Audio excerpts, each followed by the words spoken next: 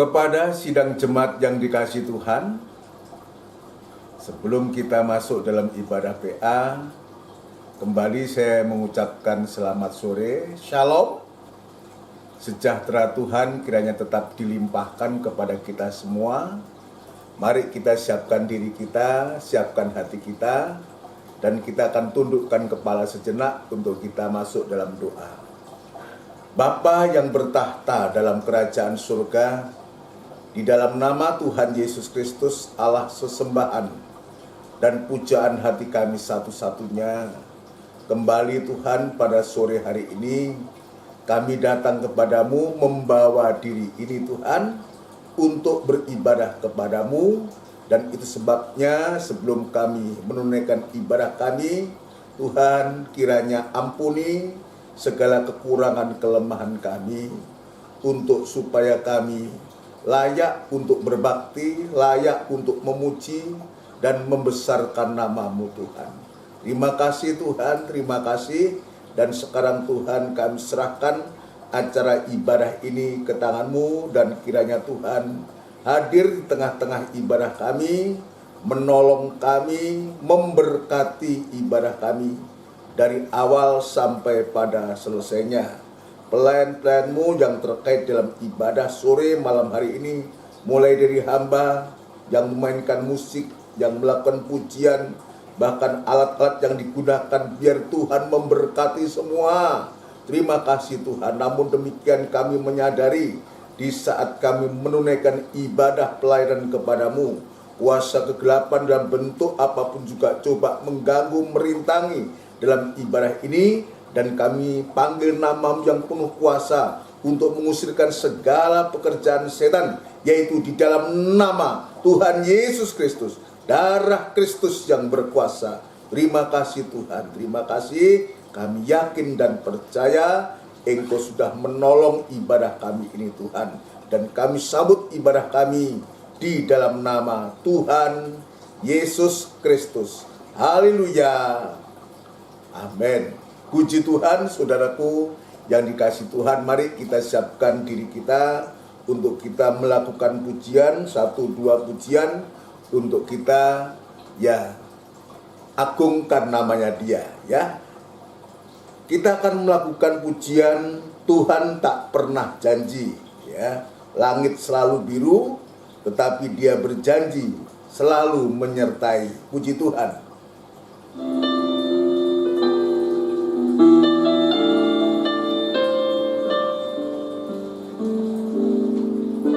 Tuhan tak pernah janji, langit selalu biru, tetapi Dia berjanji selalu menyertai. Tuhan tak pernah janji, jalan selalu rata, tetapi Dia berjanji berikan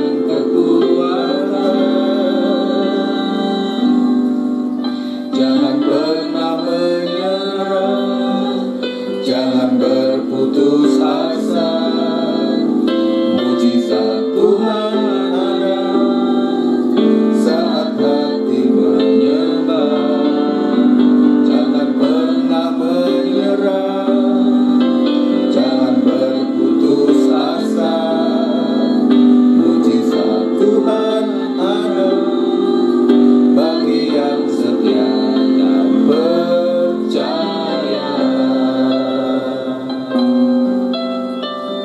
Haleluya.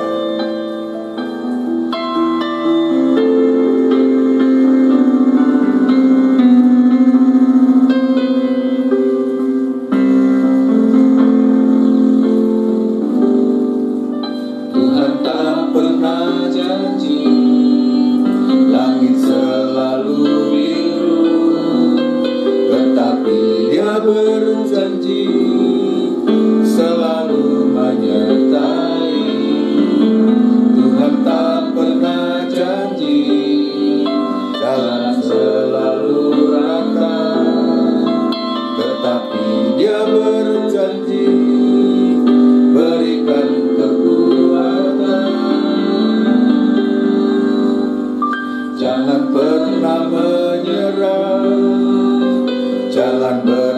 berputus asa. Mujizat Tuhan ada saat hati menyembah. Jangan pernah menyerah, jangan berputus asa. Mujizat Tuhan ada bagi yang setia dan percaya. Jangan pernah menyerah, jangan berputus asa. Mujizat Tuhan ada saat hati menyembah. Jangan pernah menyerah, jangan berputus asa. Mujizat Tuhan ada bagi yang setia dan percaya. Haleluya.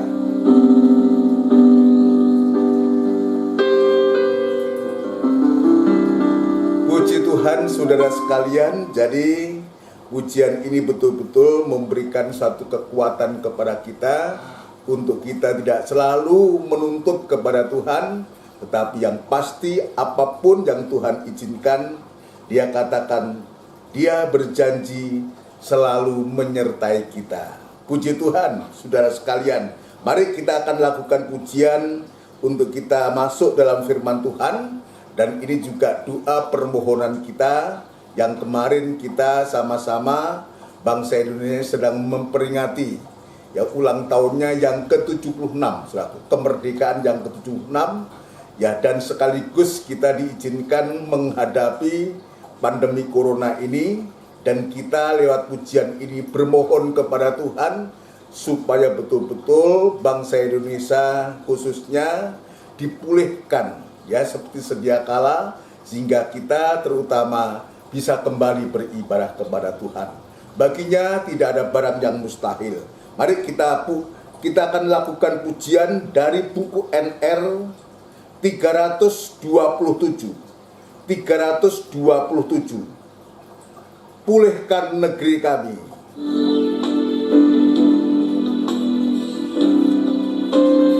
Haleluya.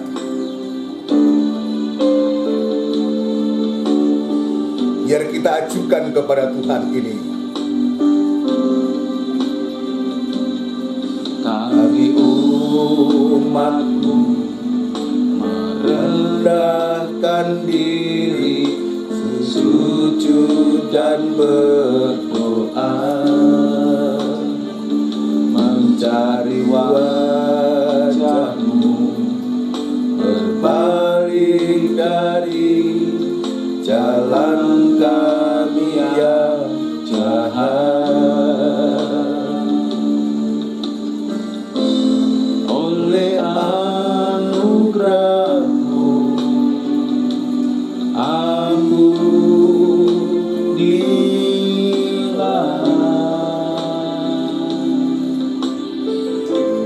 Oleh anugerah-Mu pulihkanlah Tuhan, pulihkan Bapa, pulihkan kembalikan bangsa kami kepadamu,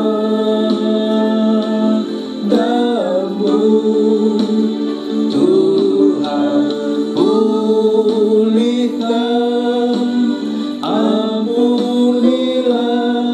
bangsa kami,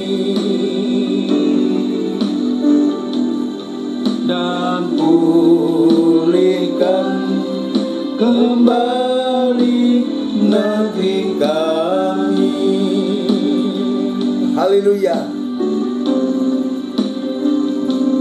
Kami umat-Mu rendahkan diri, sujud dan berdoa,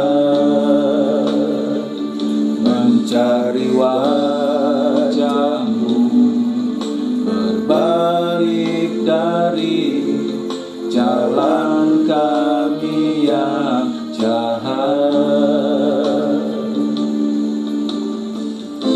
Oleh anugerah-Mu, ampunilah.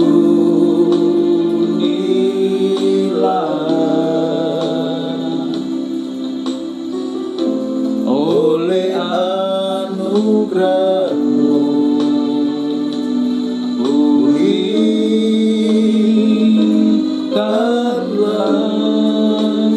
Tuhan, pulihkan Bapa, pulihkan, kembalikan bangsa kami kepadamu,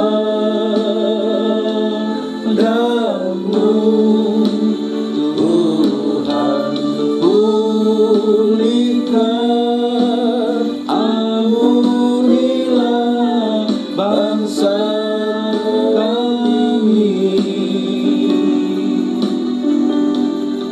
dan pulihkan kembali negeri kami. Haleluya. Biar ini menjadi satu kerinduan kita semua. Kita bawa dalam doa bangsa kita ini supaya segera mengalami pemulihan dari Tuhan. Pulihkan Bapa, pulihkan,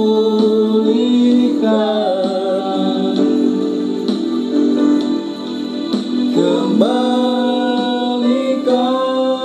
bangsa kami kepadamu,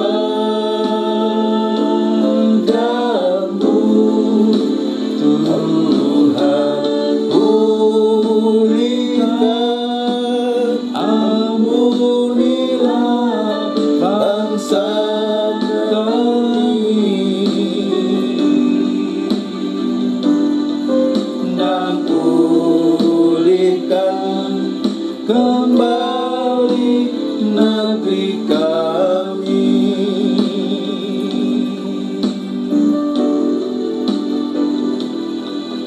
Dan pulihkan kembali negeri kami. Haleluya.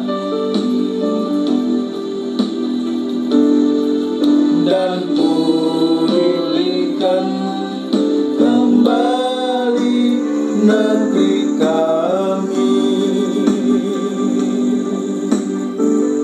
Bersama kita tundukkan kepala. Kita akan bawa dalam doa bangsa kita.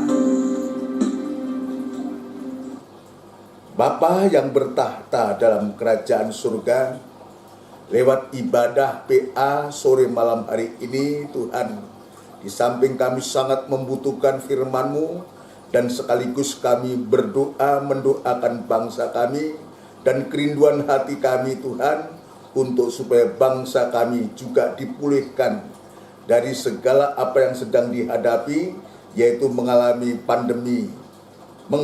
pandemi corona ini, Tuhan.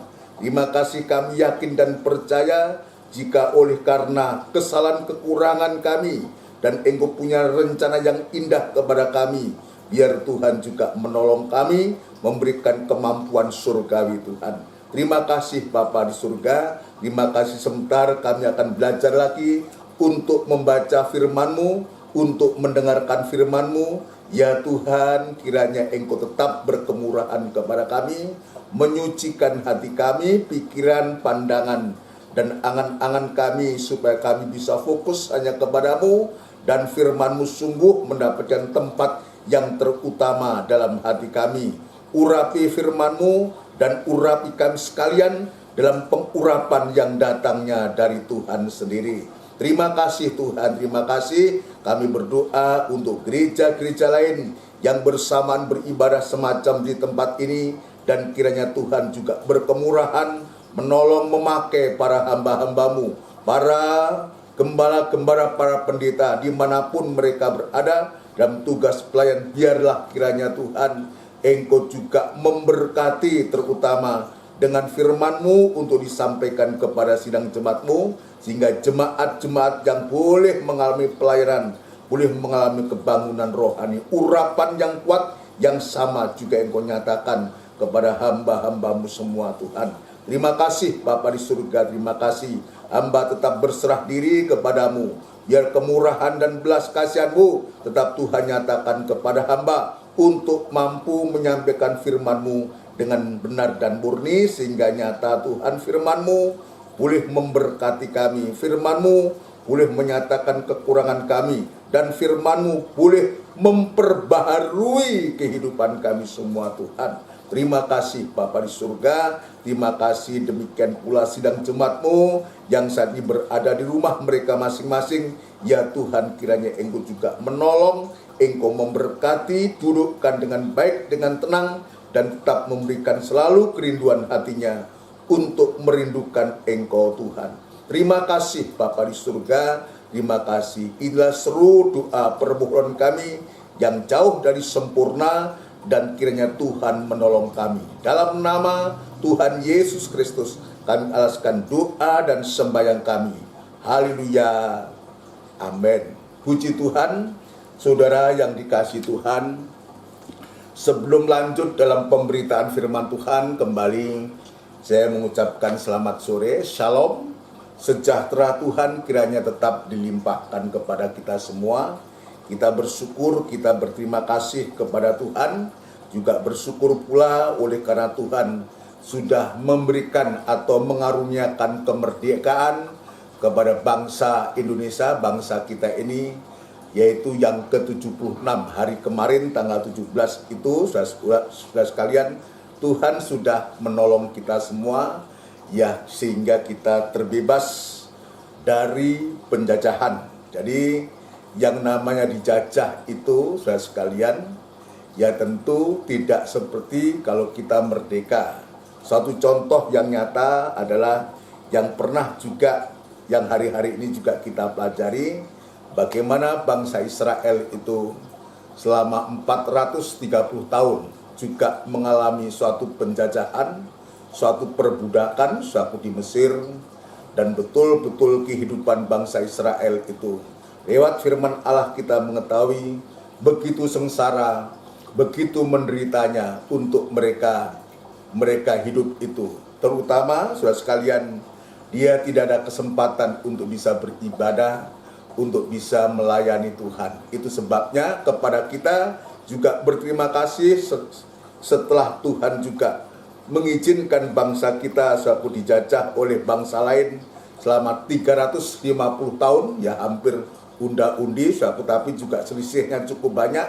Selisihnya dibandingkan bangsa Israel itu satu generasi, ya, 80 tahun, ya 80 tahun, ya selisihnya. Kalau bangsa Israel itu 430 tahun, baru bangsa Indonesia ya 350 tahun. Ini cukup panjang, berapa generasi itu kalau kita lihat paling enggak kurang lebih bangsa Indonesia dijajah Belanda itu 5 generasi, Ya kalau saja ukurannya satu generasi, ya satu generasi itu 70 tahun, kali 5 itu 350 tahun, 5 generasi. Bayangkan kalau bangsa Israel 6 generasi atau 7 generasi dijajah oleh bangsa lain. Dan sungguh saudara sekalian, sekali lagi yang namanya bangsa budak, bangsa yang diperhamba, bangsa yang dijajah, tentu tidak ada suatu kebebasan seperti orang merdeka. Tapi kita yakin dan percaya jika semuanya itu Tuhan izinkan, tentu ada maksud dan tujuan yang pasti untuk kita, sehingga kita bisa mengalami kemurahan Tuhan. Berkat dari penjajahan itu, yang kita bisa rasakan. Di satu sisi kita juga mengalami penderitaan, tapi lewat penjajahan itu juga yang dialami oleh bangsa Indonesia, sehingga Indonesia ini boleh mengenal Kristus. Ya, bangsa penjajah ini datang juga bukan hanya menjajah, tapi mereka juga memberitakan berita tentang keselamatan, tentang Injil ini. Bahkan kalau kita bisa melihat, ya, justru cikal bakal dari pengajaran mempelai ini justru datang Tuhan pakai juga, kalau boleh saya sebutkan, bangsa penjajah dari Belanda, yaitu Opa van Hessel. Namun demikian Tuhan sudah begitu heran, sudah memakai dengan luar biasa, sehingga betul-betul kehidupan kita sampai saat ini boleh terpelihara berkat dari apa yang mereka bawa ke bangsa Indonesia ini, sehingga bangsa Indonesia juga cukup banyak, di mana-mana juga ada anak-anak Tuhan, ada gereja Tuhan. Sekarang persoalannya adalah, setelah Tuhan memberikan kemerdekaan kepada kita, setelah Tuhan memberikan kemerdekaan secara fisik kepada kita, apa yang harus kita kerjakan? Ya, kalau bahasa kemarin saya mengatakan, kalau Tuhan itu sudah menyelamatkan kita, apa yang harus kita kerjakan? Maka jawabannya adalah, kita harus mengerjakan keselamatan itu dengan takut dan gentar. Ya, itu sebabnya jangan kita menyalahgunakan kemerdekaan ini secara fisik dulu, saudaraku, secara fisik, untuk kita berbuat yang tidak-tidak, berbuat yang justru merongrong negara kita sendiri, bangsa kita sendiri. Justru sebaliknya, jika Tuhan itu memberikan kemerdekaan kepada kita dan berdirilah negara Indonesia ini dengan pemerintahan yang sudah ditetapkan oleh Allah, justru kita harus bisa memberikan sumbangsih kita kepada negara kita. Apalagi di hari-hari ini, suatu kita diperhadapkan dengan situasi atau masalah pandemi ini yang menimpa juga bangsa Indonesia ini. Biar paling tidak kita tidak menyusahkan, tidak menjadi beban lagi, tetapi setidaknya dengan adanya negara yang merdeka ini, dengan pemerintahan Indonesia ini, dengan segala aturan-aturan hukumnya ini, biar kita sebagai anak-anak Tuhan belajar untuk mentaati. Belajar untuk mentaati. Kenapa? Sebab pemerintahan yang sah itu datangnya dari Tuhan. Jadi pemerintah ini alatnya Tuhan untuk menyandang pedang, untuk menegakkan hukumnya Allah ini, bangsa ini, pemerintahan itu. Itu sebabnya tadi saya mengatakan, biarlah kemerdekaan yang Tuhan berikan kepada kita, kita manfaatkan dengan benar dan saudaraku, sehingga kita di samping kita bisa menjalani kehidupan di negara kita yang merdeka ini, sekaligus kita bisa beribadah, bisa melayani Tuhan. Kita mendoakan selalu, dan kita selalu mendoakan pemerintahan kita.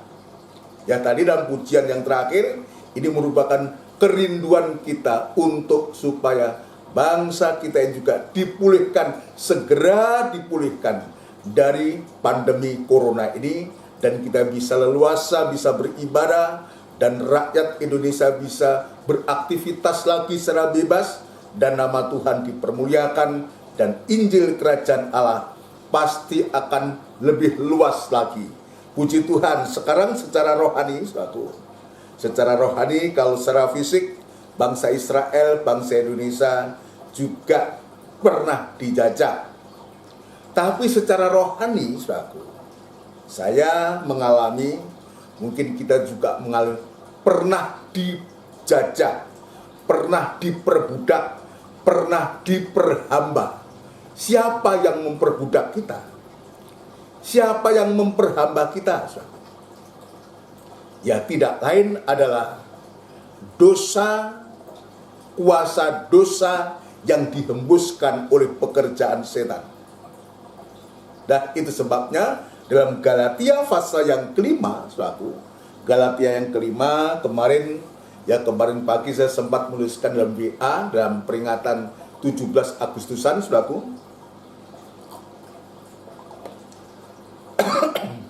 maafkan. Kita akan membaca ayat itu, saudaraku, untuk mengingatkan kita, saudara sekalian, untuk supaya kalau kita juga sudah dimerdekakan oleh Kristus, untuk kita tetap mempertahankan kemerdekaan ini dengan teguh. Dengan teguh, jangan mudah kita juga menyerahkan kembali kepada perbuatan-perbuatan dosa atau perbuatan-perbuatan perhambaan. Galatia pasal 5. Sebelum kita masuk dalam pokok pembahasan kita, ya, kita akan diingatkan lagi lewat firman Tuhan. Efesus pasal yang kelima, saudara sekalian. Efesus pasal yang kelima ayat yang pertama lebih dulu. Ya, di sini Rasul Paulus menegaskan kepada jemaat Galatia, saudaraku, yaitu perikopnya kemerdekaan Kristen. Jadi Kristen itu juga ya betul-betul mengalami suatu kemerdekaan. Ayat yang pertama, supaya kita sungguh-sungguh merdeka. Ya, saya ulangi, supaya kita sungguh-sungguh merdeka, Kristus telah memerdekakan kita. Ini yang harus dicatat. Kalau kita sekarang merdeka, ini bukan karena kita hebat.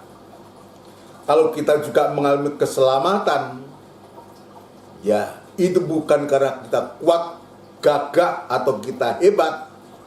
Tapi kita ini hanya menerima. Hanya menerima kemerdekaan itu. Siapa yang memerdekakan kita, saudara? Ayat mengatakan Kristus sudah memerdekakan kita. Karena itu berdirilah teguh dan jangan mau lagi dikenakan kuk perhambaan. Kuk itu artinya tanggungan atau beban. Ya, jangan lagi mau menjadi bangsa budak atau diperbudak oleh dosa, oleh kejahatan. Nah, ini membutuhkan apa? Membutuhkan satu sikap dan pendirian yang teguh. Ya, untuk apa? Untuk supaya kita tidak digoyahkan. Ya, tidak digoyahkan oleh apapun juga. Di saat kita menghadapi keadaan yang semacam ini, sekarang yang kita hadapi pandemi ini, saudaraku.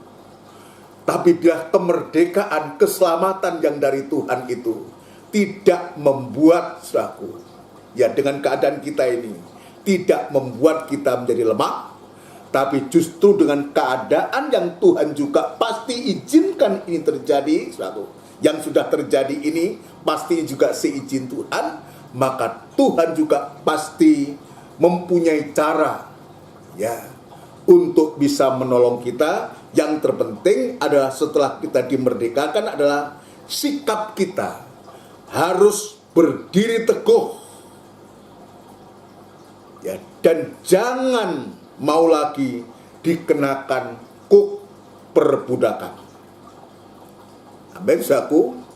Berdiri teguh. Ini sikap yang harus kita ambil untuk mempertahankan kemerdekaan dari Kristus. Apapun yang terjadi, saudaraku,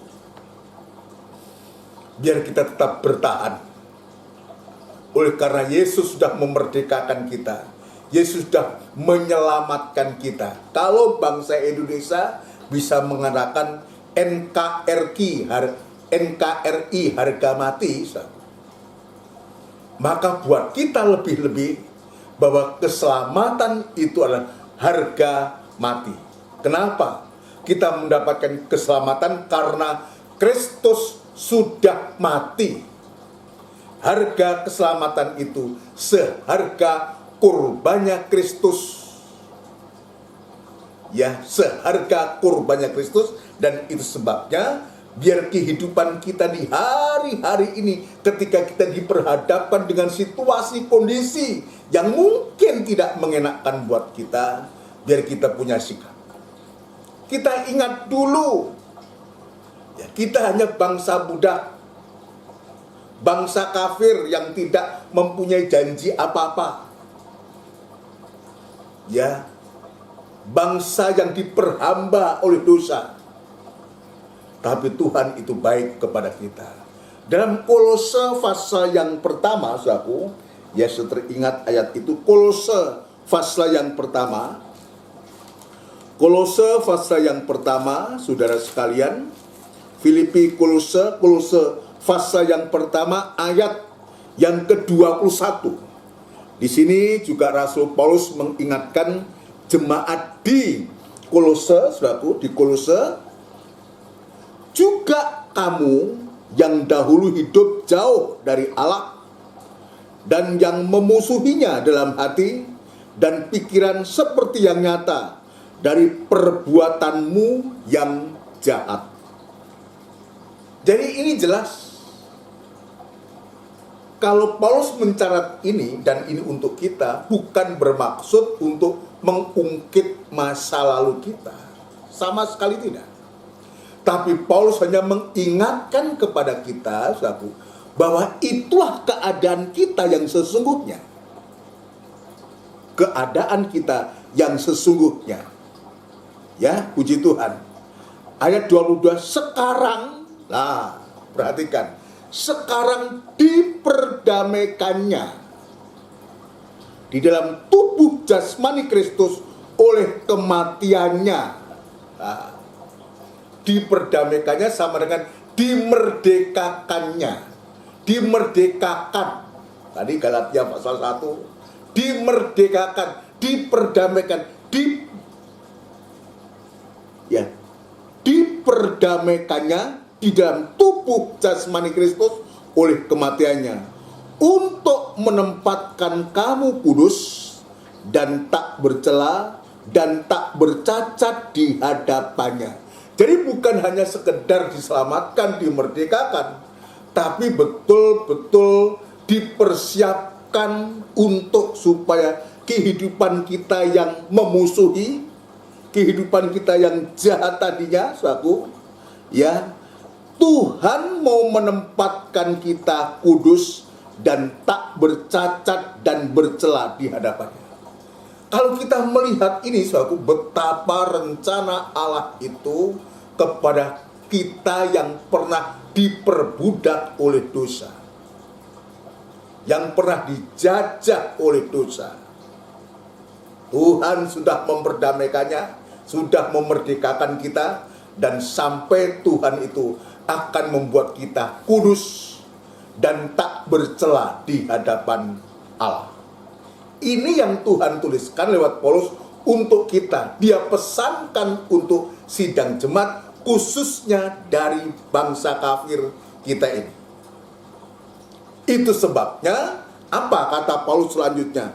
Ayat yang ke-23, sebab itu kamu harus bertekun dalam iman, dan teguh, dan tidak bergoncang, dan jangan mau digeser dari pengharapan Injil yang telah kamu dengar dan yang telah dikabarkan di seluruh alam di bawah langit, dan yang aku ini, Paulus, telah menjadi pelayannya. Jadi ini pesan yang begitu hebat, selaras dengan tulisan yang ditulis untuk sidang jemaat Galatia, untuk supaya kita, baik yang dimerdekakan dalam Galatia, yang diperdamaikan untuk Kolose ini, kita sungguh-sungguh di hari-hari ini untuk supaya kita bertekun dalam iman, tetap teguh dan tidak goyah, dan jangan mau digeser dari pengharapan Injil yang sudah menolong kita. Amin, saudaraku. Lah sekarang saudaraku, setelah Tuhan sudah menolong, bahkan sekian lama kita sudah menikmati, ya, pendamaian Tuhan itu, kemerdekaan Tuhan itu. Lalu bagaimana kita harus menindaklanjuti kemerdekaan yang Tuhan berikan kepada kita? Apalagi malah kita salah gunakan kemerdekaan yang Tuhan sudah merdekakan kepada kita, di mana Tuhan sudah melepaskan dosa dan kejahatan kita. Jangan. Jangan justru sebaliknya, kemerdekaan yang Tuhan sudah berikan kepada kita sebagai anak-anak Tuhan, kita salah gunakan justru untuk kembali berbuat jahat. Jangan, ya, dijauhkan dari itu. Ayo kembali kepada Galatia, pasal yang kelima. Apa nasihatnya Tuhan? Galatia, pasal yang kelima, ayat yang ke-13. Ya, puji Tuhan untuk mengingatkan kita semua ini ya. Ya, ketepatan ini masih dalam suasana hari ulang tahun kemerdekaan, kita lebih baik membaca, tapi juga berguna buat kita. Ayat yang ke-13. Saudara-saudara, memang kamu telah dipanggil untuk merdeka. Perhatikan. Memang kamu sudah dipanggil untuk merdeka. Jadi sudah dalam rencananya Allah untuk kehidupan kita ini, ya, dipanggil untuk merdeka. Tapi ingat, kalau kita sudah dipanggil untuk merdeka, ingat untuk supaya kita menghargai kemerdekaan itu. Untuk justru kita semakin tekun dalam iman, tekun dalam iman sama dengan tekun dalam ibadah pelayanan. Tidak gampang diguncang, tetap teguh dan tidak berguncang. Artinya kita tetap dalam sikap kita sebagai orang-orang yang tetap tekun dalam ibadah, tekun dalam iman dan pelayanan. Suatu ayat selanjutnya, suatu. Tetapi janganlah kamu mempergunakan kemerdekaan itu sebagai kesempatan untuk kehidupan dalam dosa. Diingatkan kembali. Karena apa? Kalau kita tidak menghargai pembebasan yang dari Tuhan, tidak menghargai keselamatan yang dari Tuhan, tidak menghargai kemurahan Tuhan, saudaraku, di mana Tuhan sudah memberikan nyawanya untuk memerdekakan kita, untuk mendamaikan kita, sampai membuat kita tidak bercacat dan bercela, saudaraku. Kalau kita tidak menghargai, maka tidak menutup kemungkinan kehidupan itu bisa kembali jatuh di dalam dosa. Ini ayat mengatakan, ya, ayat mengatakan, tetapi janganlah kamu mempergunakan kemerdekaan itu sebagai kesempatan untuk kehidupan dalam dosa. Kembali kepada perbuatan dosa. Melainkan layanilah seorang akan yang lain dengan kasih. Lah, ini selanjutnya. Justru kemerdekaan yang Tuhan berikan kepada kita, pembebasan, keselamatan yang Tuhan berikan kepada kita, bukan kita salah gunakan, tetapi justru kita gunakan untuk bisa melayani seorang dengan yang lain dalam kasih. Melayani,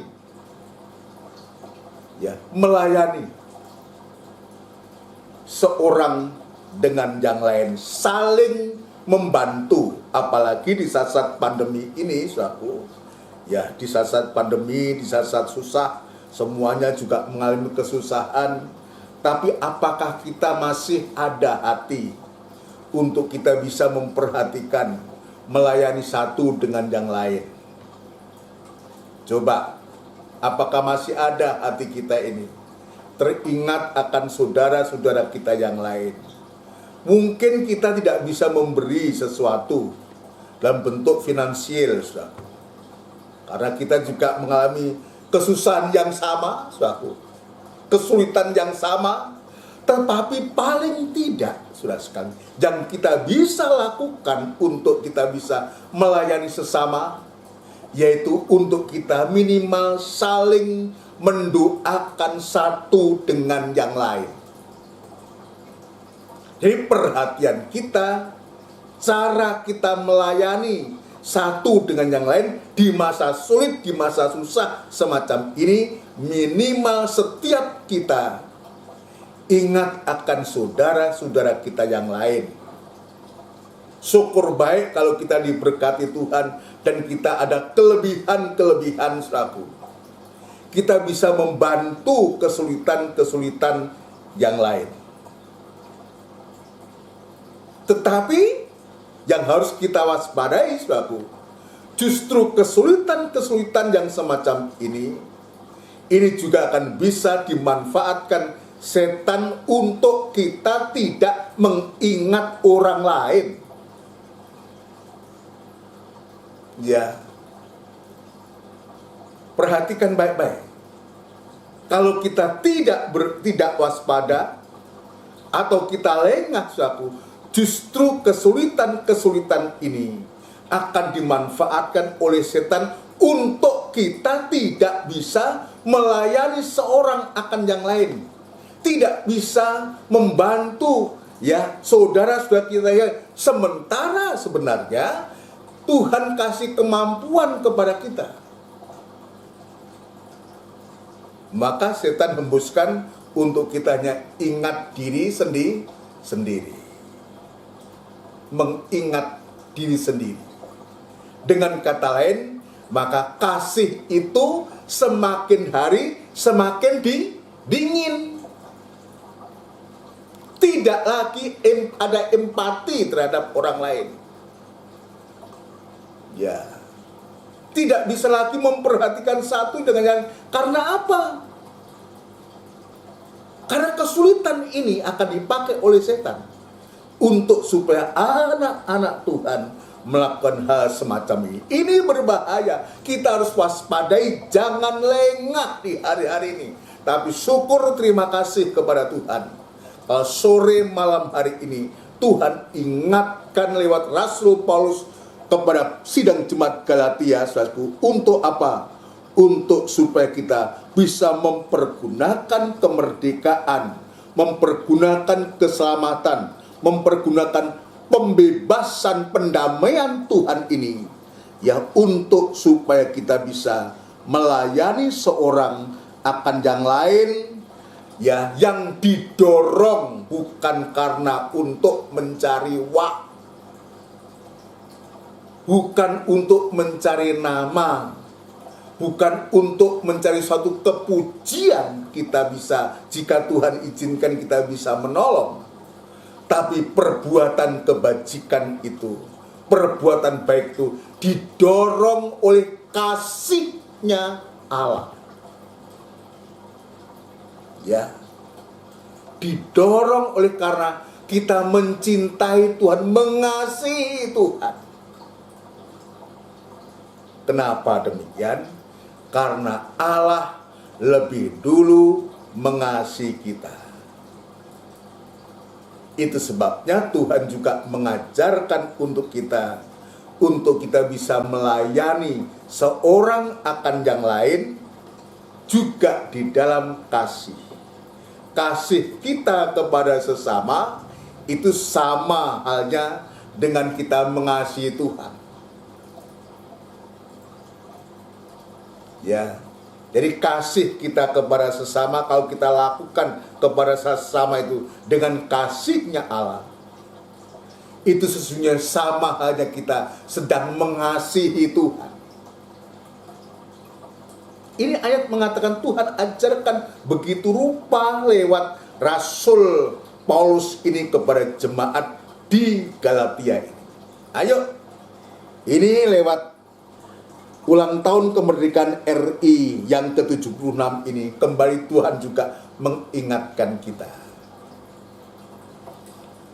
untuk kita memanfaatkan waktu dan kesempatan pembebasan yang Tuhan sudah kerjakan 2000 tahun yang lalu itu untuk kita, dan kita gunakan untuk kita bisa saling melayani satu dengan yang lain, terutama di masa yang sulit ini. Puji Tuhan. Ya, puji Tuhan. Mari sekarang saya akan kembali menggunakan waktu yang tidak banyak ini untuk melanjutkan pemeriksaan kita.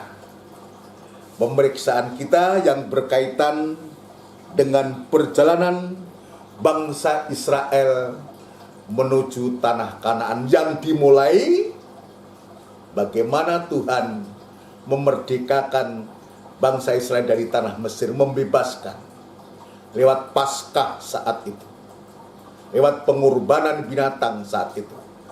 Tapi 2000 tahun yang lalu Tuhan sudah menggenapi ketika Tuhan menyelamatkan orang-orang berdosa kehidupan kita ini di atas kayu salib. Tuhan sudah bayar dengan lunas. Itu sebabnya biar kita perhatikan bagaimana perjalanan Israel ini menuju tanah Kanaan. Saya masih melanjutkan tentang jarak antara. Jarak antara itu 2000 hasta.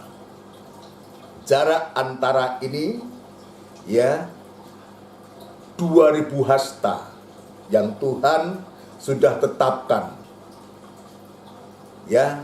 Dan saya sudah menyampaikan bahwa angka 2000 ini juga menunjuk zaman gereja sekarang ini, sekalipun sekarang sudah lanjut dalam 2021, tapi saya sudah menjelaskan justru itu merupakan panjang sabar Allah terhadap umat manusia, sebab Tuhan itu tidak menghendaki satupun kehidupan yang binasa. Tetapi angka 2000 ini, suatu yang saya juga sudah menjelaskan, ini menunjuk kepada ruangan suci. Ruangan suci. Dan sekarang yang sedang kita perhatikan, yang sedang kita periksa adalah isi dari ruangan suci itu. Dalam angka 2000 itu ada isi, ada 3 macam isi. Dalam ruangan suci itu ada 3 macam alat atau isi. Alat merupakan isi dari ruangan suci ini. Yang pertama yang sudah kita periksa adalah meja roti sajian. Meja roti sajian. Yang kita sudah mendengar adalah firman Allah yang memuncak pada perjamuan suci, di mana firman Allah itu mendarah daging, sudah mendarah daging. Firman atau pengajaran firman dan perjamuan suci itu sudah menjadi pengalaman hidup kita. Sudah mendarah daging, sudah menjadi pengalaman. Sehingga sekaligus pengajaran firman dan perjamuan suci ini tujuannya juga untuk mematangkan kehidupan kita, mematangkan iman kita, mematangkan iman kita sampai sewaktu itu iman itu betul-betul matang dan sempurna, maka saatnya nanti iman yang matang itu akan tersimpan di dalam hati setiap kehidupan anak-anak Tuhan yang sudah mengalami firman dan perjamuan suci. Digambarkan firman yang tersimpan atau firman yang permanen ini digambarkan seperti mana atau buli-buli emas yang berisi mana, yang tersimpan di dalam tabut perjanjian. Jadi dalam tabut perjanjian itu ada 3 macam alat di sana. Atau coba ini dibaca dulu, Ibrani pasal yang ke-9. Ibrani pasal yang ke-9, saudara sekalian. Ibrani pasal yang ke-9. Ibrani pasal yang ke-9 ayat yang ketiga dan keempat, Ibrani pasal yang ke-9 ayat 3 yang keempat, supaya kita tahu berdasarkan firman Allah ini, ayat yang ketiga, Ibrani 9 ayat 3, di belakang tirai yang kedua terdapat suatu kemah lagi yang disebut tempat maha kudus. Jadi dalam kemah suci itu dibagi atas 2 bagian. Yang satu, yang ruangan depan itu namanya ruangan suci. yang ada di belakangnya itu ada tempat maha kudus, ya, tempat yang maha kudus. Ayat 4, di situ terdapat mezbah bakaran ukupan dari emas dan tabut perjanjian yang seluruhnya disalut dengan emas. Di dalam tabut perjanjian itu tersimpan, perhatikan, 1, buli-buli emas berisi mana. Ya, jadi di dalam tabut perjanjian itu ada 3 macam isi, ya. Di dalam tabut perjanjian itu tersimpan buli-buli emas berisi mana, yang pertama. Lalu yang kedua, tongkat Harun yang pernah bertunas dan loh-loh batu yang bertuliskan perjanjian. Jadi 3 macam alat ini, saudaraku, ini merupakan suatu pemuncakan apa yang ada di dalam ruangan suci. Pemuncakan dari 3 macam alat yang ada di ruangan suci. Kaki dian emas nanti akan memuncak menjadi buli-buli emas yang berisi mana. Itulah iman yang permanen. Ya. Iman yang permanen. Lalu yang kedua, saudaraku, yang kedua, ini yang akan kita baca hari ini. Yang kedua, alat yang kedua adalah kaki dian emas atau pelita emas atau kandil emas.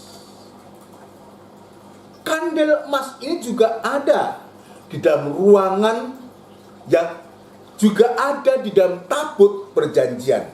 Ini permanensi daripada ibadah-ibadah. Jadi kemarin saya sudah menjelaskan 3 macam alat ini adalah berbicara tentang 3 macam ibadah. Kalau meja roti sajian ini bicara tentang firman, pengajaran dan perjamuan suci, yang nanti akan memuncak, akan menjadi permanen, yaitu buli-buli emas berisi mana. Itulah ibadah pendalaman Alkitab semacam sekarang ini. Sedangkan kaki dian emas ini juga bicara tentang ibadah. Nanti ini yang kita baca tentang ibadah, yaitu ibadah raya yang di sana karunia Allah itu dicurahkan oleh Tuhan. Sampai sewaktu-waktu kegiatan ibadah pelayanan itu betul-betul saudara sekalian, digerakkan oleh Tuhan, dikaruniakan Tuhan dengan karunia-karunia yang ajaib.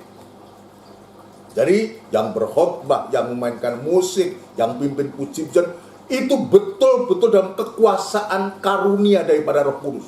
Bukan dasarnya karena kekuatan atau kita hebat, tidak. Dari Roh Kudus itu akan berperan untuk memimpin. Karunia-karunia itu akan diberikan secara luar biasa kepada gereja Tuhan. Sampai sewaktu-waktu sekalian menghasilkan suatu pengharapan yang begitu luar biasa. Nanti kita akan periksa ini, yang nanti akan memuncak menjadi tongkat Harun yang bertunas dan berbunga dan berbuahkan buah badang. Inilah yang namanya pengharapan. Pengharapan Tuhan taruh dalam gereja Tuhan, Tuhan taruh dalam kehidupan kita. Sedangkan alat yang ketiga, mezbah dupa emas, ini juga bicara tentang ibadah, yaitu ibadah doa dan penyembahan. Nanti kita akan periksa pada saatnya. Ini juga akan memuncak. Itu sebabnya saya mengatakan dalam Kisah Rasul 2, ini harus ditekuni di hari-hari ini. Bertekun dalam iman untuk kita tidak goyah atau digoncangkan oleh apapun juga, Kolose tadi. Ini tujuannya. Sebab ibadah yang Tuhan sediakan ini semua akan memuncak.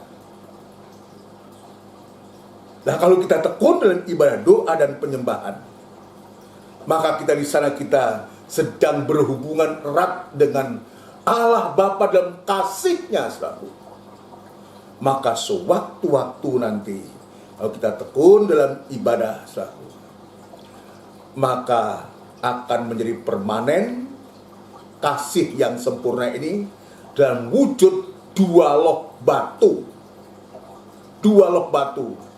yang ditaruh di dalam tabut perjanjian. Itulah kasih yang permanen, pengharapan yang permanen.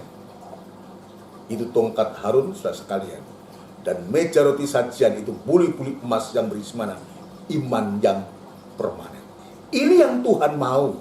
Itu sebabnya kenapa, saudara sekalian, Tuhan lewat Yosua mengatakan harus ada jarak 2000 hasta antara kamu dengan tabut perjanjian itu, untuk supaya kau bisa melihat gerak daripada tabut itu.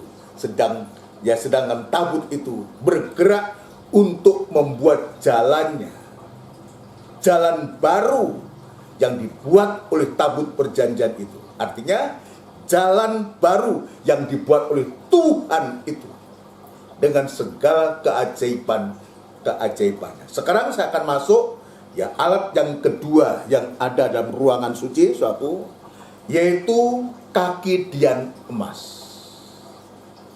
Kaki dian emas. Ya, sebelum lebih jauh saya perlu untuk menyampaikan ini, sebab ini penting. Kalau selama ini saya juga rasanya belum pernah menjelaskan ini secara sedikit rinci, tapi untuk malam hari ini, sekalipun mungkin belum pengertian rohaninya, jika Tuhan izinkan ya besok atau hari Minggu kita akan sampaikan. Tapi saya ingin tunjukkan kaki dian emas.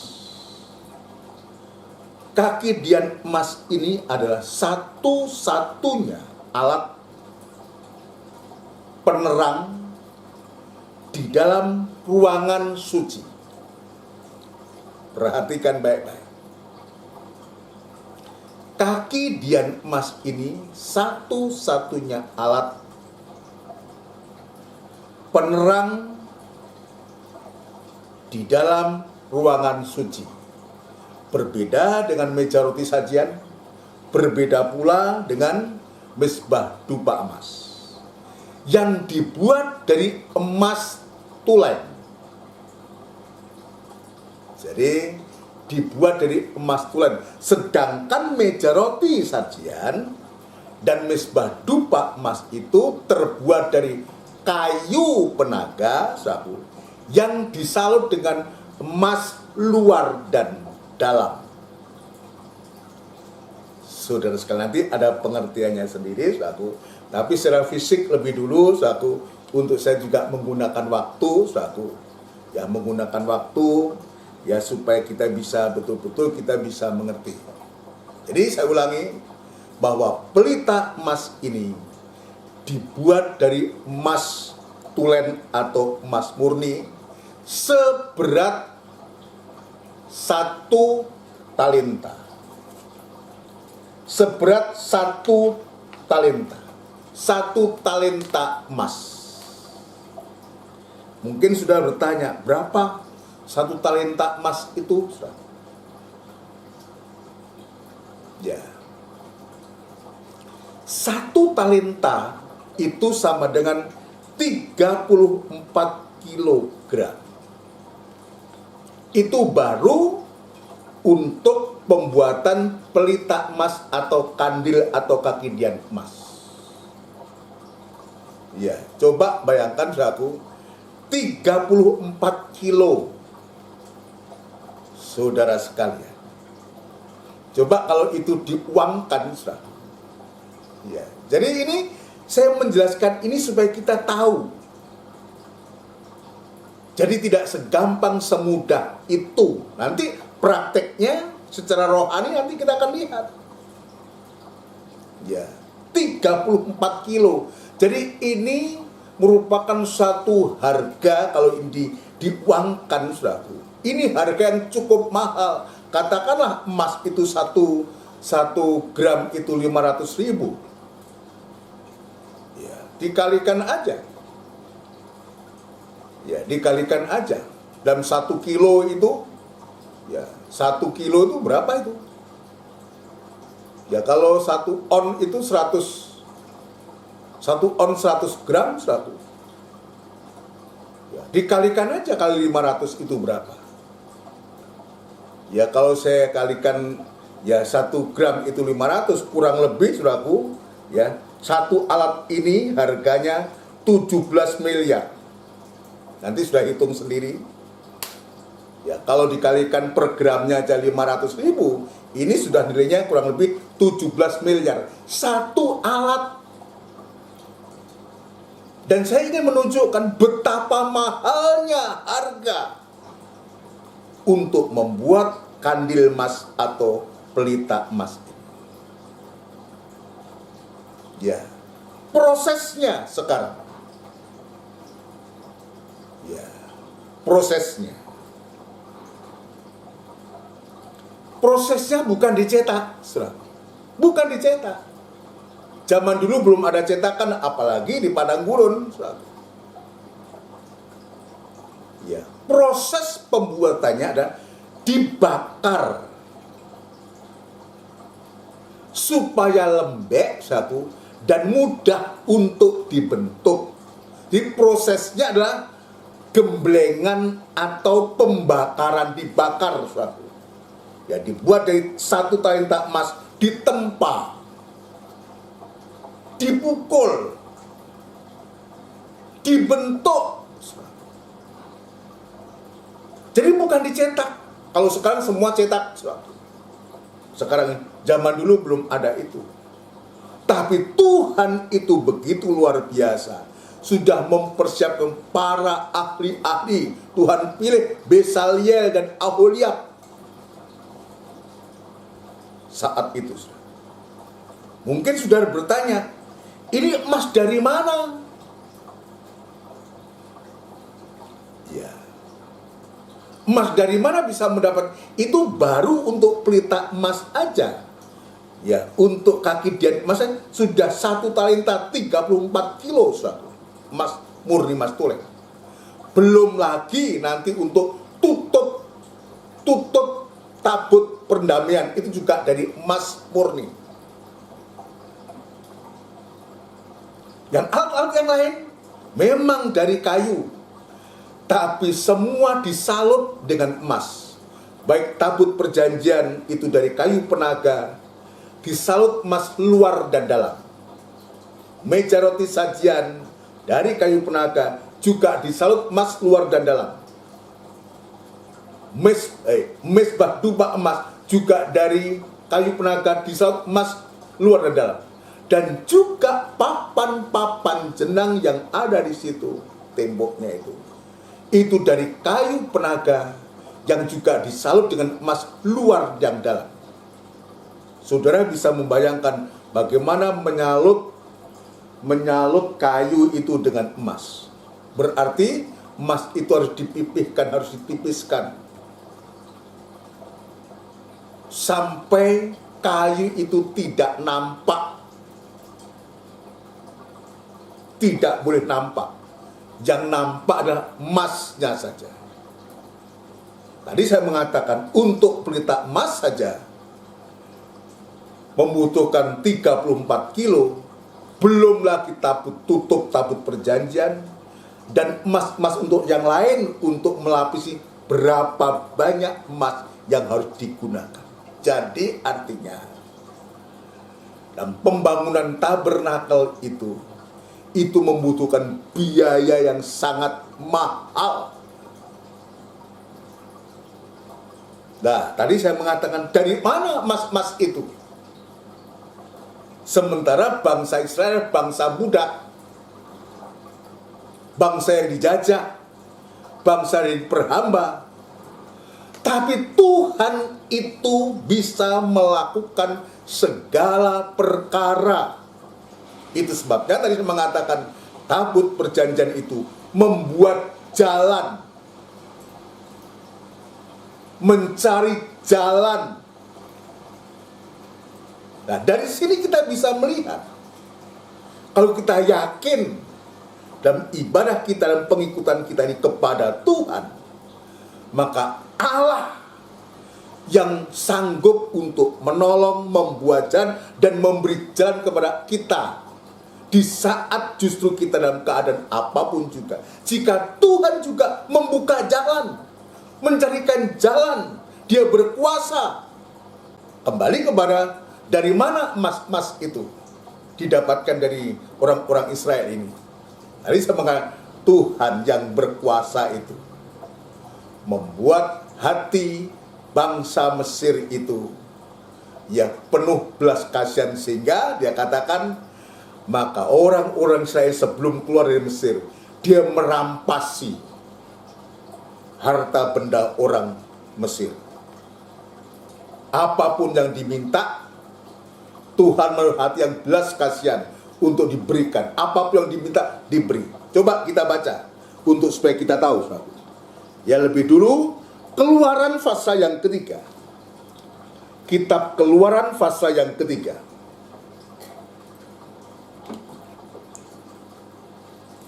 Kitab Keluaran pasal yang ketiga, saudaraku. Jadi ketika Tuhan memanggil Musa, tetapi ya Tuhan juga menjelaskan di sana betapa Tuhan itu membuat jalan yang begitu luar biasa. Sehingga kita tahu dari mana emas-emas itu. Ya, apakah emas-emas dalam bentuk batangan atau apa, kita tidak tahu, tapi Tuhan bisa melakukan segala perkara. Ayat 21. Keluaran pasal 3 ayat 21. Dan aku akan membuat orang Mesir bermurah hati terhadap bangsa ini. Perhatikan, aku siapa ini? Aku ini A besar, itulah Tuhan Allah yang disembah oleh Musa, yang memanggil Musa, yang memakai Musa, yang memberikan kuasa kepada Musa. Dan aku akan membuat orang Mesir bermurah hati terhadap bangsa ini, sehingga apabila kamu pergi, ini masih jauh hari, Tuhan sudah berbicara, sudah menubuatkan ini. Ya. Kamu tidak pergi dengan tangan hampa. Nah, Tuhan juga tahu betapa menderitanya 430 tahun dijajah Mesir. Masa pulang juga mau dengan tangan hampa? Ya, sekalipun mungkin bangsa Israel bisa menerima, baik Tuhan tidak terima itu. Dia tidak membiarkan itu. Ayat 21. Dan aku akan membuat orang Mesir Ya, tadi sudah ayat 22. Tetapi tiap-tiap perempuan harus meminta dari tetangganya dan dari perempuan yang tinggal di rumahnya barang-barang perak dan emas dan kain-kain yang akan kamu kenakan kepada anak-anakmu lelaki dan perempuan. Demikianlah kamu akan merampasi orang Mesir itu. Dalam Keluaran pasal yang ke-12, aku lebih jelas di sana, ya. Keluaran pasal 12, perhatikan. Keluaran pasal 12 ayat yang ke-35. Ayat yang ke-35. Orang Israel melakukan juga seperti kata Musa. Ya, setelah Musa dikasih tahu, ya, mereka meminta dari orang Mesir barang-barang emas dan perak serta kain-kain.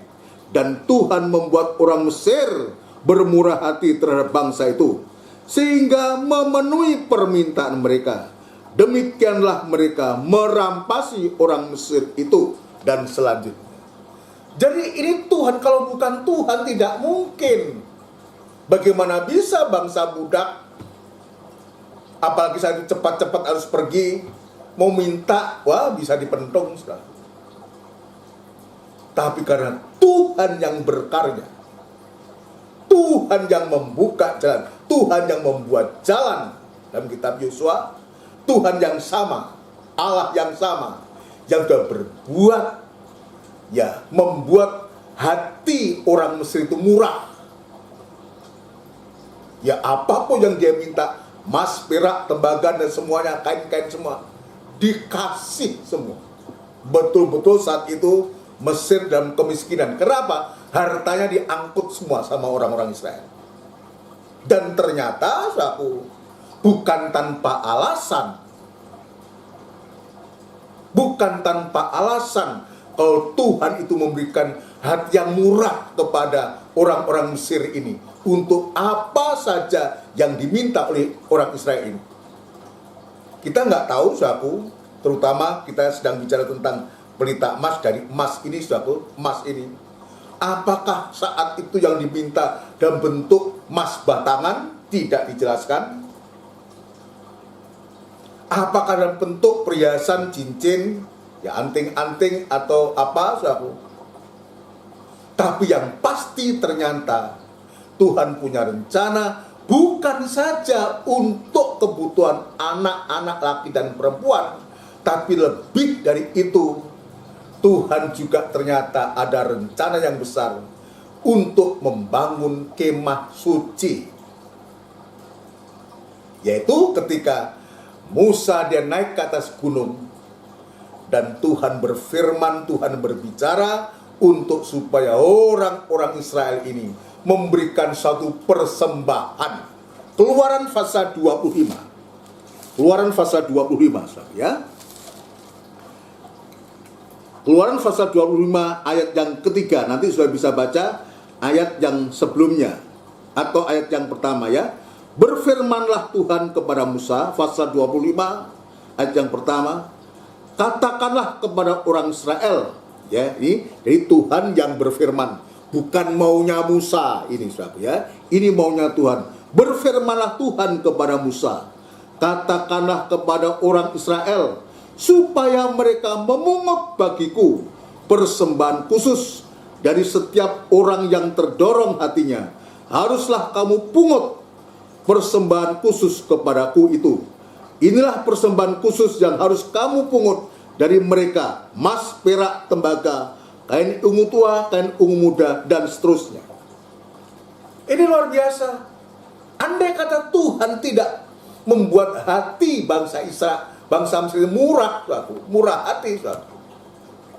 Lalu apa ketika Tuhan minta untuk supaya orang-orang itu yang terdorong hatinya, ya, untuk mengumpulkan harta bendanya, emas, perak, dan tembaga, dan kain-kain, dan batu-batuan sekalipun, ada di situ. Dan ternyata benar. Dan akhirnya betul-betul dikumpulkan semua, mulai ayat yang ke-10, membuat tabut perjanjian dan seterusnya, sampai kaki dian emas ini.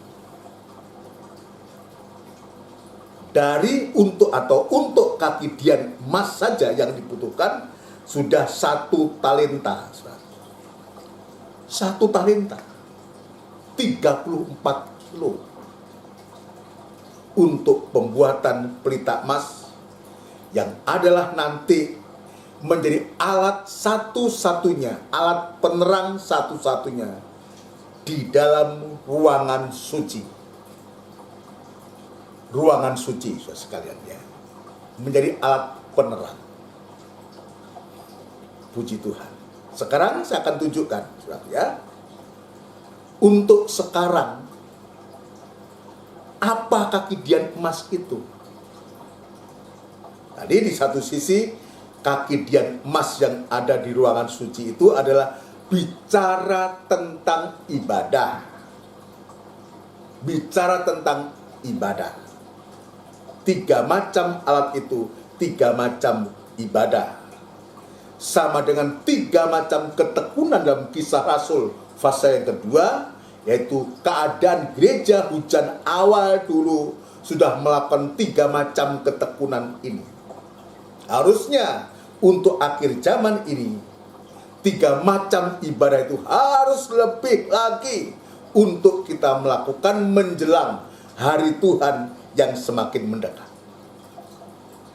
Tetapi kaki dian emas ini juga menunjuk kepada sidang jemaat. Perhatikan baik, saudara, ya. Menunjuk kepada sidang jemaat. dalam kitab Wahyu, ya, dalam kitab Wahyu bahwa jemaat Tuhan itu digambarkan seperti kaki dian emas. 7 kaki dian itulah 7 sidang jemaat, dengan arti kaki dian emas ini menunjuk sidang jemaat Tuhan. Ketepatan logo kita gereja GPT ini satu, ya, Gereja Pantekosta Tabernakel, logonya adalah pelita emas, gambar dari sidang jemaat Tuhan, gambar dari sidang jemaat Tuhan. Kita baca 1-2 ayat lagi, saudaraku. Ya, jika Tuhan izinkan besok kita akan dalami ini secara mendalam, secara rohani, saudaraku. Wahyu fase yang pertama. Wahyu fase yang pertama. Ayat yang ke-12 dan 20. Ya. Lalu aku berpaling. Ini Rasul Yohanes, saudaraku, dia berbicara, dia bersaksi penglihatan Yohanes di Pulau Patmos. Jadi dia bersaksi, lalu aku berpaling untuk melihat suara yang berbicara kepadaku. Ya. Melihat artinya wujud. Ya, sebetulnya yang dilihat itu apa? Wujud. Tapi ini melihat suara. Maksudnya kalau suara itu kan didengar, bukan dilihat. Ya. Dan setelah aku berpaling, tampaklah kepadaku 7 kaki dian dari emas. Ini kita lihat. Ini penglihatan yang Rasul Yohanes lihat di Pulau Patmos. Ya, tampaklah kepadaku 7 kaki dian dari emas. Lalu kita lihat penjelasannya ayat 20, perhatikan. Dan rahasia ke-7 bintang yang telah kau lihat pada tanganku, dan 7 kaki dian emas itu, ke-7 bintang itu ialah malaikat ke-7 jemaat. Malaikat ke-7 jemaat. Siapa malaikat itu? Malaikat itu bicara tentang gembala-gembala. Ya, yang nanti akan dipercayakan sidang jemaat. Perhatikan. 7 malaikat ini bicara tentang 7 gembala. Ya. Saya ulangi, saudara sekalian.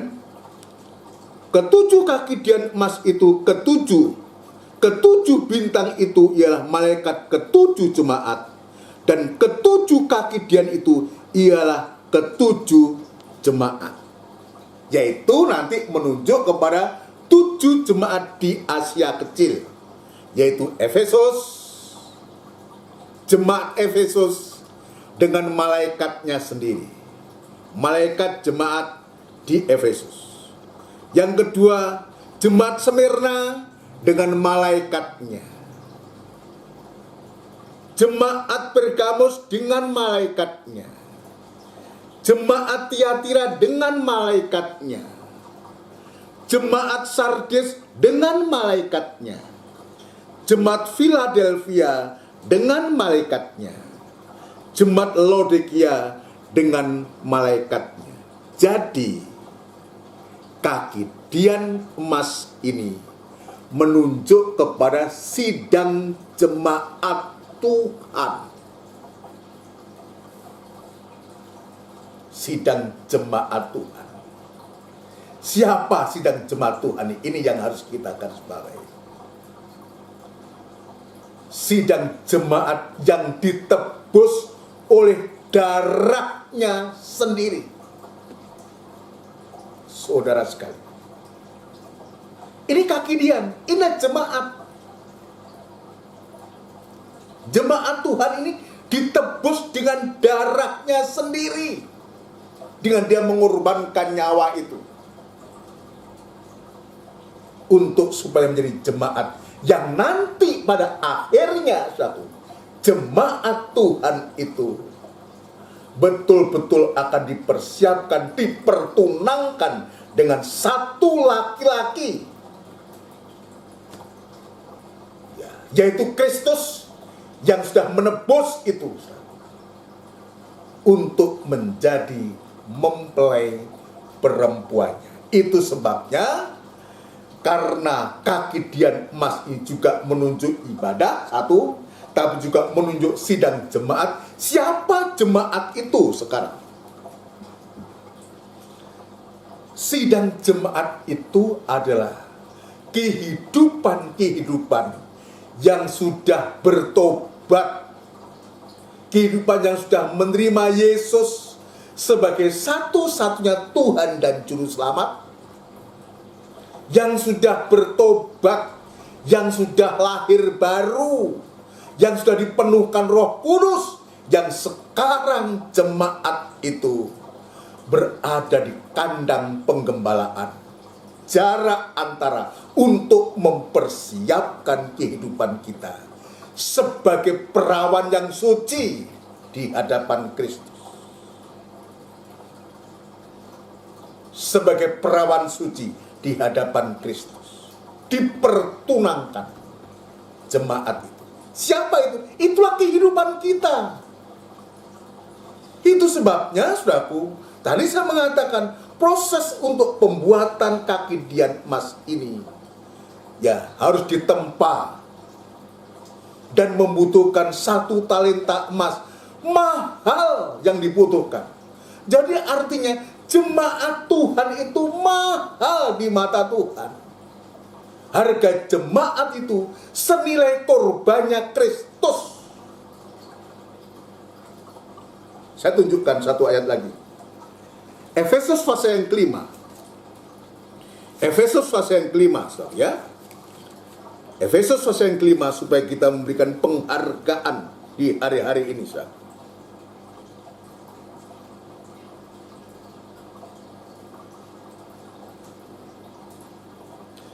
Lebih baik kita baca ayat yang ke-22. Hei istri, tunduklah kepada suamimu seperti kepada Tuhan. Karena suami adalah kepala istri, sama seperti Kristus adalah kepala jemaat. Dialah yang menyelamatkan tubuh. Karena itu, sebagaimana jemaat tunduk kepada Kristus, demikian jugalah istri kepada suami dalam segala, dan seterusnya. Ini kita lihat. Yang menyelamatkan istri, yang menyelamatkan jemaat itu adalah Kristus. Dialah yang menyelamatkan tubuhnya. Dialah yang menyelamatkan kehidupan kita. Kalau kita disebutkan jemaat Tuhan, itu nggak gemen-gemen, saudara. Jemaat itu biji matanya Tuhan. Jemaat itu ditebus dengan harga yang mahal, dengan harga yang tunai, untuk dimiliki oleh Kristus. Ya, ini saya masih menunjukkan, ini belum sampai pengertian rohaninya.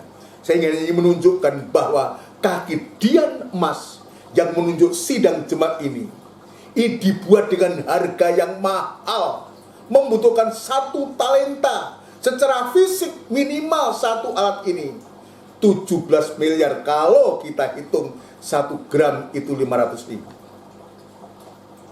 Coba.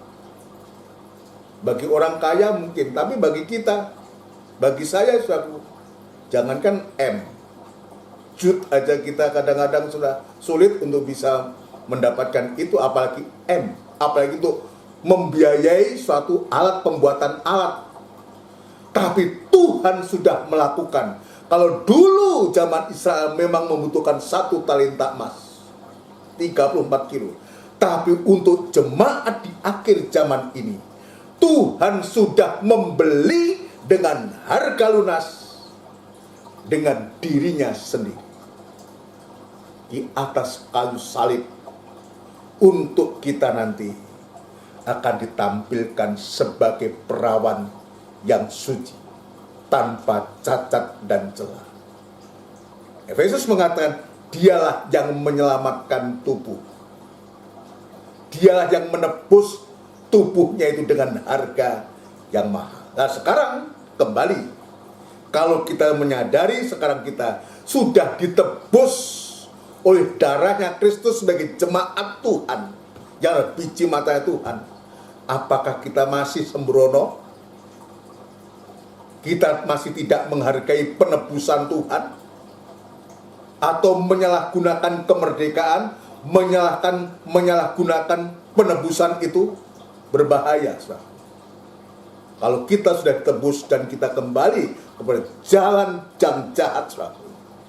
Ada ayat mengatakan orang yang semacam itu lebih baik tidak pernah dilahirkan oleh seorang perempuan. Jangan. Kalau kita kembali coba-coba untuk berbuat dosa, kembali kepada hidup dalam perhambaan dosa, kita tidak teguh, tidak tekun dalam iman suatu, kita bisa kembali. Tetapi sebaliknya, kalau kita tekun dalam iman, teguh dan tidak digoyangkan, maka kita betul-betul, ayat Kolose tadi mengatakan, dia memperdamaikan kita dengan dirinya. Bahkan dia akan membawa kehidupan kita tanpa cacat dan celah di hadapannya. Sebagai perawan suci mempelai perempuan Tuhan yang dia kasihi, yang dia tebus dengan harga yang mahal. Ayo kita tunjukkan penghargaan kita terhadap keselamatan itu, pendamaian itu, penebusan itu, kemerdekaan yang Tuhan berikan itu. Mungkin kita menyadari masih banyak kekurangan, kelemahan, bahkan dosa sekali. Ya, kita memang tidak luput dari kurang. Tapi Tuhan selalu dia mencari jalan, membuka jalan. Dan di hadapan kita ada tubuh dan darah Kristus. Inilah satu-satunya yang bisa menolong kita sebagai jemaat Tuhan yang sedang dipersiapkan oleh Tuhan tanpa cacat dan celah itu. Saudara sekalian, sikap kita biar betul-betul kita berada dalam jarak antara di hari-hari ini, yaitu ada di kandang penggembalaan. Lewat firman pengajaran yang kita terima dan kita yakini akan membukakan kita, mempersiapkan kita untuk kita bisa melihat gerak dari tabut perjanjian itu. Amin, saudaraku. Mari kita gunakan. Kita percaya firman Allah itu akan menolong kita. Ya, kita akan lakukan pujian dari buku. Kita lakukan pujian berjudul Hatiku Percaya. Hatiku Percaya.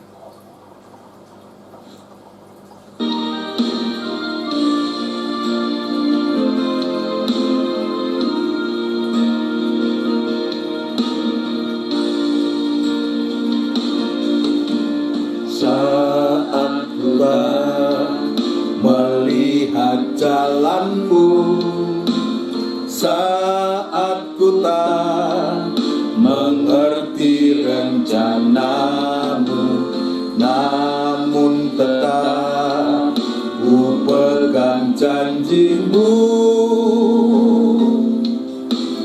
Pengharapanku hanya padamu.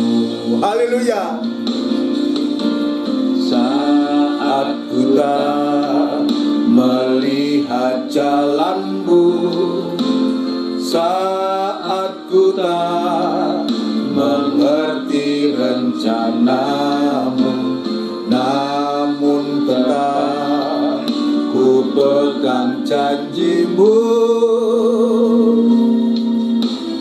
Pengharapanku hanya padamu. Hatiku percaya, Hatiku percaya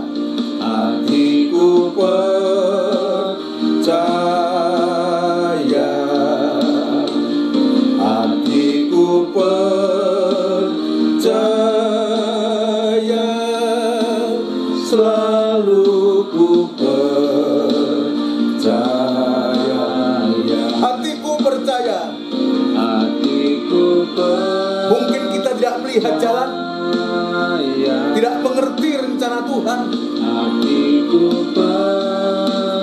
tetap kita percaya. Kita tetap percaya. Kita mempercayakan diri sepenuh kepada Tuhan. Haleluya.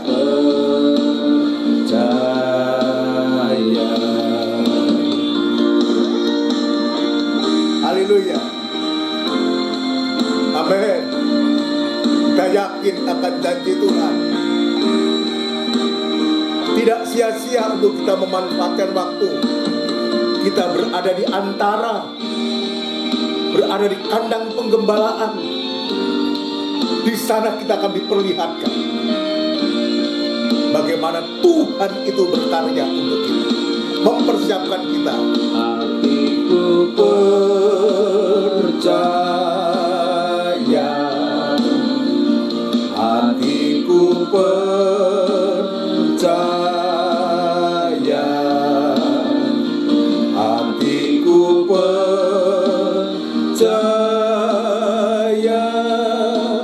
selalu ku percaya.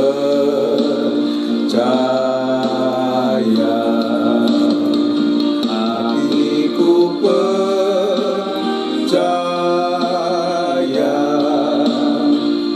hatiku percaya, hatiku percaya,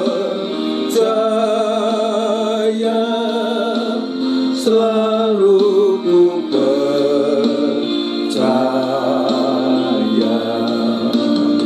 Hatiku percaya, percaya sampai mempercayakan diri. Haleluya. Percaya, hatiku percaya, selalu ku percaya, selalu ku percaya.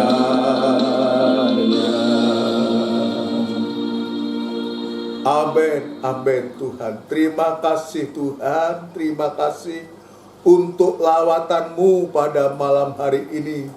Apapun yang sudah kami hari-hari ini dengar, kami perhatikan lewat ibadah-ibadah ini. Banyak hal yang mungkin kami belum mengerti apa yang Engkau sedang kerjakan. Tapi biar Tuhan Engkau taruh dalam hati kami untuk kami percaya dan mempercayakan diri sepenuh kepadamu. Sebab kami yakin bahwa Engkau tidak pernah menipu kami Tuhan. Engkau sedang membuat jalan kepada kami, bahkan mempersiapkan kehidupan kami, khususnya dalam kandang penggembalaan, untuk kami boleh melihat keajaiban-keajaiban daripada firman-Mu Tuhan.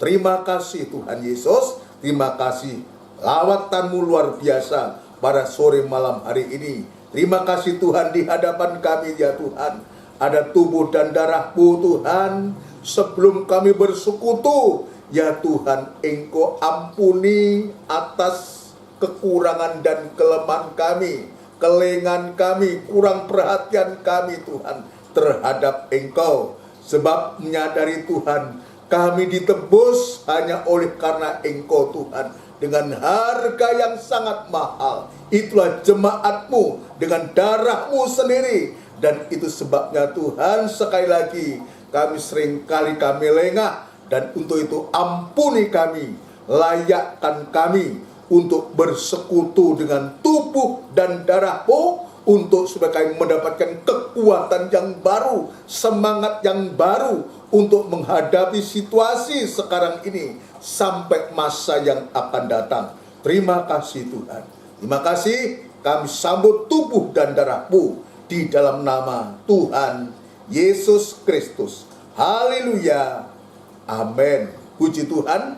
Saudara sekalian, mari kita akan mempergunakan perjamuan suci, saudaraku. Bagi saudara yang sudah menyiapkan diri, mempersiapkan diri, mari kita gunakan bersama. Saya akan tunggu sejenak. Untuk setiap kita menggunakan kita gunakan dengan hati yang sungguh, hati yang rindu kepada Tuhan. Puji Tuhan. Mari kita akan angkat tubuhnya Kristus lebih tinggi dari kepala dan dengarkan firman Tuhan. Unjukkan tubuhnya Kristus lebih tinggi dari kepala dan dengarkan firman Tuhan. Sebab apa yang telah kuteruskan kepadamu telah aku terima dari Tuhan, yaitu bahwa Tuhan Yesus pada malam waktu ia diserahkan mengambil roti, dan sesudah itu ia mengucap syukur atasnya. Ia memecah-mecahkannya dan berkata, inilah tubuhku yang diserahkan bagi kamu.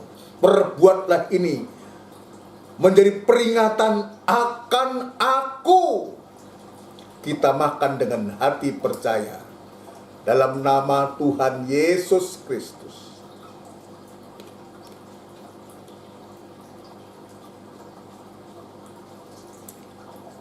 Haleluya. Terima kasih Tuhan. Terima kasih. Terima kasih Tuhan. Unjukkan darahnya Kristus lebih tinggi dari kepala. Taruh tangan kiri di atas dada. Darahnya Kristus lebih tinggi dari kepala. Taruh tangan kiri di atas dada. Haleluya. Dengarkan firman Tuhan. Demikian juga ia mengambil cawan sesudah makan, lalu berkata, cawan ini adalah perjanjian baru yang dimeteraikan oleh darahku. Perbuatlah ini setiap kali kamu meminumnya menjadi peringatan akan aku. Kita minum bersama dengan hati percaya dalam nama Tuhan Yesus Kristus.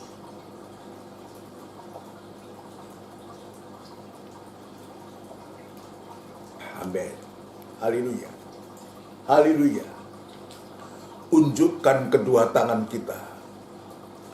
Berikan ucapan syukur dan penyembahan kepada Tuhan.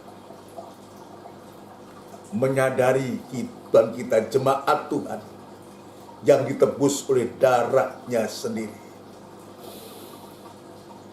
Terima kasih Tuhan. Terima kasih. Engkau begitu baik kepada kami. Dan Engkau begitu luar biasa buat kami Tuhan. Terima kasih untuk lawatan-Mu sore malam hari ini.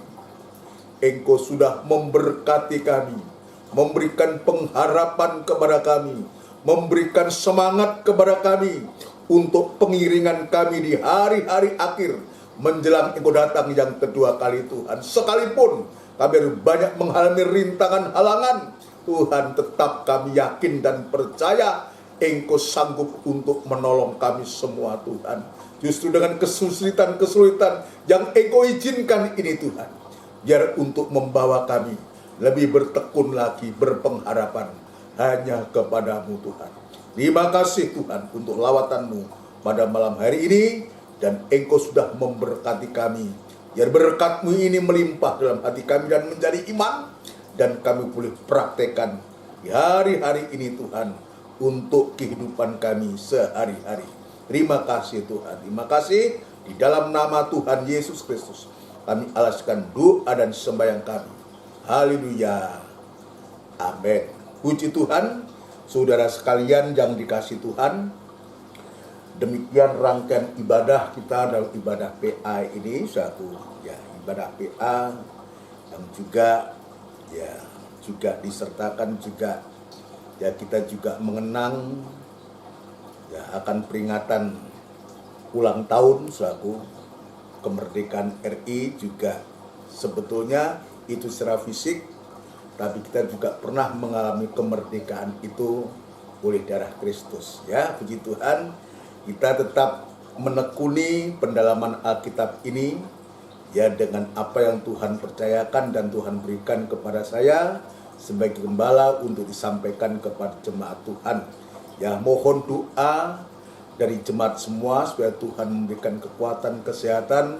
Lebih dari semuanya itu, Tuhan memberikan kerinduan kepada saudara untuk firman Tuhan, dan Tuhan memberikan firman Allah untuk disampaikan kepada kita semua. Puji Tuhan, jadwal ibadah kita suatu besok ada ibadah doa dan penyembahan yang akan dimulai jam 5:30 sore tepat, saudaraku.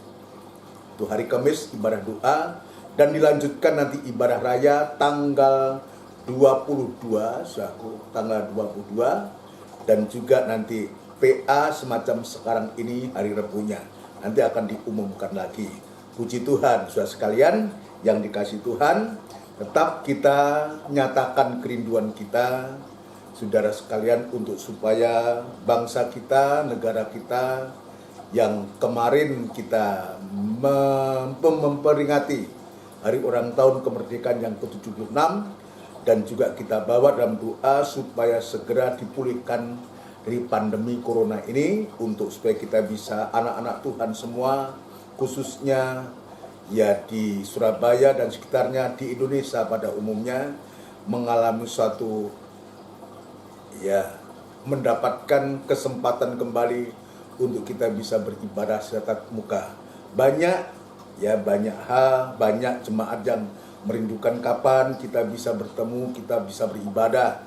Untuk saat ini kita mohon untuk bersabar sebentar, suatu sabar dulu sampai masalah yang dihadapi ini, yang sedang kita hadapi bersama-sama ini, Tuhan selesaikan. Pasti ada jalannya, caranya Tuhan untuk menolong kita semua.